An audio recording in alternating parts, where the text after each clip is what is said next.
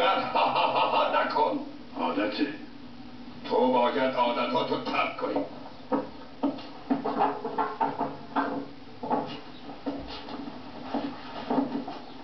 تو برای نجات خودت فقط یه راه داری. سر عقل بیاری، مطیع بشی، آروم بشی، دست از اخلالگری و آشوبگری برداری. در غیر این صورت مثل یه تانک زیرت میگیرم و لهت میکنم. حالا به زبون خوش بگو حقیقتا تو کی هستی؟ من خوجه محمدم. میدونم خوجه محمدی، اما کی هستی؟ خوجه محمد. بلد شوخی نیستم. وقتی من خوجه محمدم این کجا شوخیه؟ خودتو خنگ نشون نده. من میخوام بدونم در ارتباط با عناصر اخلالگر تو کی هستی؟ کی هستی؟ چه نقشی داری؟ والا من فقط خوجه محمدم. خوجه، ما الان داریم مثل دوتا مرد با هم حرف میزنیم. خوجه محمد همیشه مثل یه مرد حرف میزنه. از شما بی اطلاعم. جفتک ننداز خوجه، جفتک ننداز. اولاغ وقتی زیاد چاق میشه واسه ارباب جفتک میندازه. من که یه مش پوستم و استخون.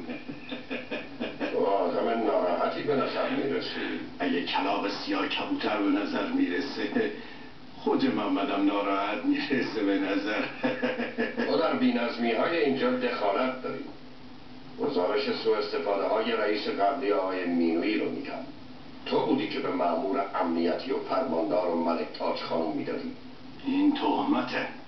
اون 360 بر پروندت چی؟ اونم تهمته؟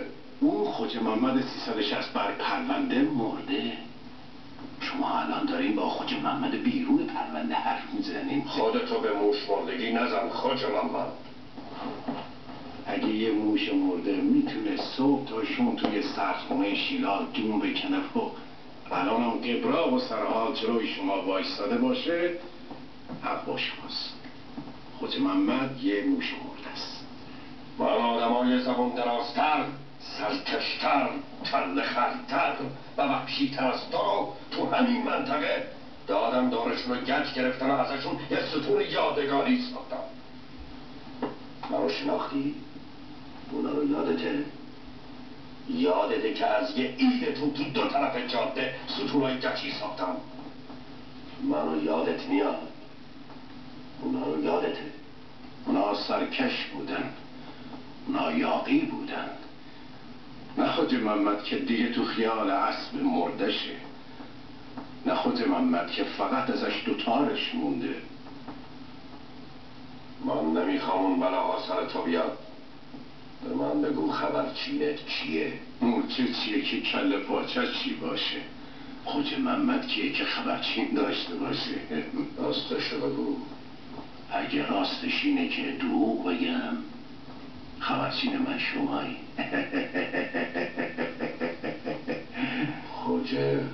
خوجه محمد. پس دروغه. پس یا دروغه یا من خبرچین ندارم و اگه دارم شمایین. برو خوجه. راست میگم ناراحت میشین، دروغ میگم ناراحت میشین. اگه جور دیگه هست بگین تا اونجوری بگم.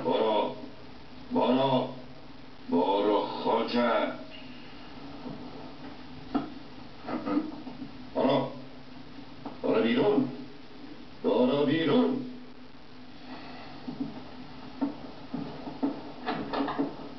خوجه محمد.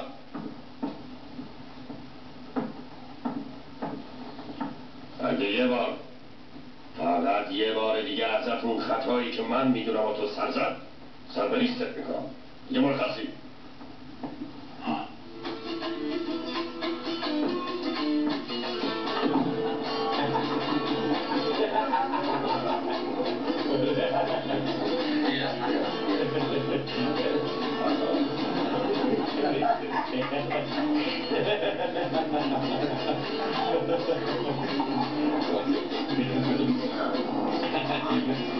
یه دقیقه زرزر و سازتو خفه کن میخوام حال کنیم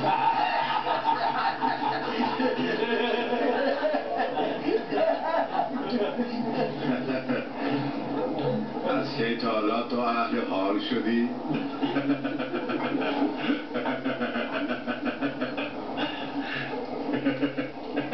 پیری مثل این که دلت برای خورد مشت و لگد تنگ شده ها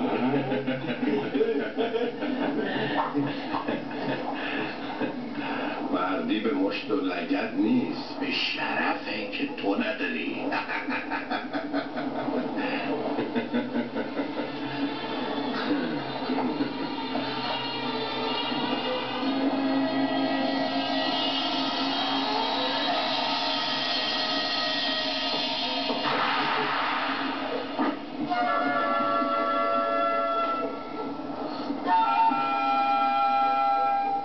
کری بهت گفت مردی به مشت لگد نیست. دردی من با تو کاری ندارم. هر کی با خوجه محمد کار داره با من کار داره. با تو کسی کار نداره.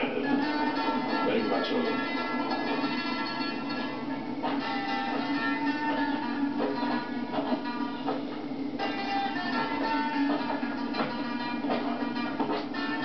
در چه فکری بابا خوجه؟ هیچ فکر. تو باز داری کاری صورت میدی؟ تو باز داری زیر پای رئیس جدید و جارو میزنی؟ نه اینا همش حرفه. اگه حرفه پس یه کاری بکن، یه تکونی بکن. این مردم دنبال هر کسی را نمیفتن، اما دنبال تو را میفتن. را بیفت بابا خوجه.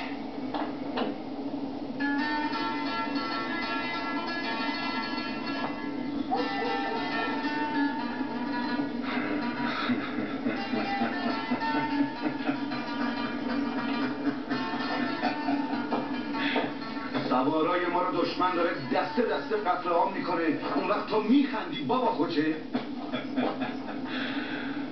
سوارای ما سالا پیش قتل عام شدن، جنگ تموم شده.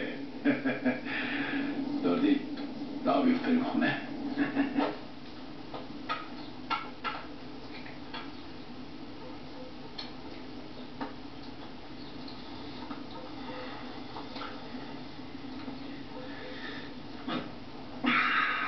کجا؟ میرم قهوه خونه. تو قهوه خونه چیزی جا گذاشتی؟ بله خودم. از بابا بزرگت فقط زبون درازشو به ارث بردی. همون بهتر که چیزای دیگه شو به ارث نبردم.